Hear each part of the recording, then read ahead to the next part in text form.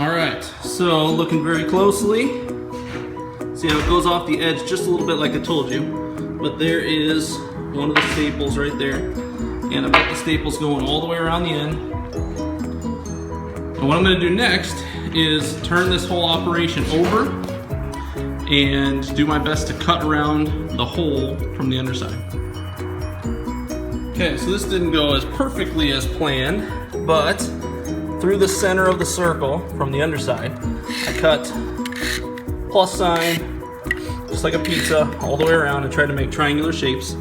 And I need probably a sharper Stanley knife blade, I would think.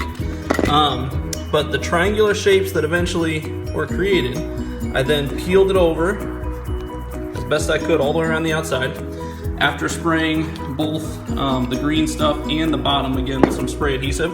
So this seems like it's sticking pretty well. And when I flip it back over, hopefully this will be a perfectly shaped hole from the inside looking down. Okay, we're moving right along. I just cut that 2x2 furring strip to make that piece right there. I guess what I call the back border bumper of our golf hole. I laid the 2 furring strips down here at the start, going all the way from the beginning where you start putting from, all the way down to the end. And you saw earlier that we have the hole cut, so that's right there next to the drill. And so next I'm gonna finish screwing in this little back bumper piece, and then I'll start adding some obstacles.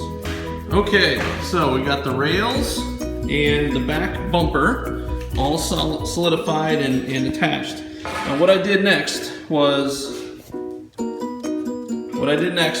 I measured from the very corner right here 4 inches and 4 inches very carefully. I laid one of our like big long 2x2 foot rods down, made a couple marks, and I ended up with some 45-degree angle cuts. And so if I fit this in here nicely, that should pretty much perfectly tighten up into that corner. So I did that 2 pieces, 1 for both sides. And what I'm gonna do next is attach those, and then so we've got a little bit of a design here, and back bumpers kind of in the corner, so we can have a better shot at getting a hole in one. Okay, so after I cut these corner pieces, got them screwed down for the back bumpers, I was left with some nice 45-degree angle pieces, which I then used to cut 4 of them. And so now I had a thought, so here's my design idea, was to add these 4 as somewhat of an obstacle, I guess. Not too tricky because there's still a direct shot all the way to the hole. But if you hit it at an angle and bonked one of those 4 obstacles, it would really kind of screw you up and make it tough to score par, which would probably on this hole just be a 2. So none of these are attached yet. And I asked my family their opinion. And they were thinking that the stagger thing here, right, left is kind of cool, but maybe the 3rd and the 4th one down should be a little bit longer to make that shot a little bit trickier, so that you have to go really straight. So I'm thinking about doing that. Cut pieces just a little bit bigger right now. All right, so next design challenge. I took those same size 2 angle pieces right there and I moved them down, and I made these 2 a little bit longer. As you can see, they're just about twice as long. So it's gonna be obviously a tighter challenge. Now, a perfect shot, if I stick these 2 right next to each other, would only have about, I don't know whatever that is, about 4 inches of space.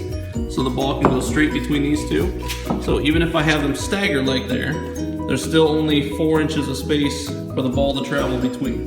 Now obviously it's not quite as big of a design challenge to go through these 2. There's probably about a foot of space in between those guys. But, I don't know, I'm still thinking. Those 2 are obviously longer than the 2 here closer to the hole, and I thought about trading them, like the short ones first, and the longer ones at the end. kind of like this, kind of like that setup. But I don't know, I'm still kind of playing around and thinking it through. I've got Braylon and Sawyer here helping me out. Okay, so the next thing I did was I took the 2 pieces that were here and I trimmed them down a little bit because I think that would make just a little bit easier shot. So now we've got about, I don't know, let's say 6 inches in between the 2 tips. And what I was thinking is, since the hole is 8 feet long altogether, and it's about 80 inches to the front of the cup, what I did was I laid the ruler out, and at 2 feet, 3 feet, 4 feet, and if you can see that right there, that's 5 feet. I put each of the obstacles kind of alongside. So at 2, 3, 4, and 5 feet, there's a little bit of an obstacle, something you have to get around or get past, all the way to the cup at the end. Okay, so I got these split out kind of in the way that I want them at 2, 3, 4, and 5 feet, all the way to the hole. And I just went down this side first, so I attached the one that's at 4 feet. This is solid now with 2 screws in it. And what I'm gonna do is do a drill and then just 1 screw into this little guy, and I think that should be plenty. So here we go, drilling first. It's right at 2 feet.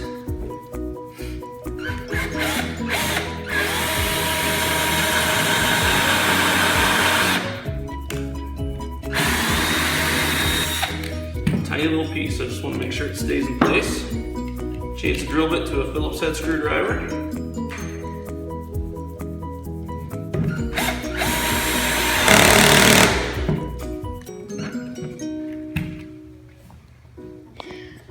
It's got a little bit of wiggle to it, but you know what? That's perfect.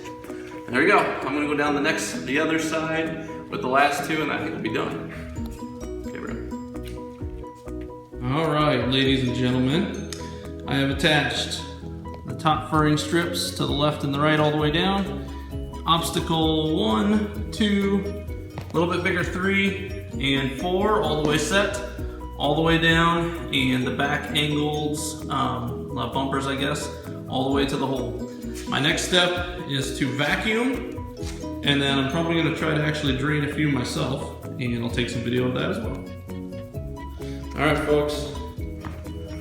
Coming right into your living room, here we go. First putt, let's see if Mr. Wiesel can drain one.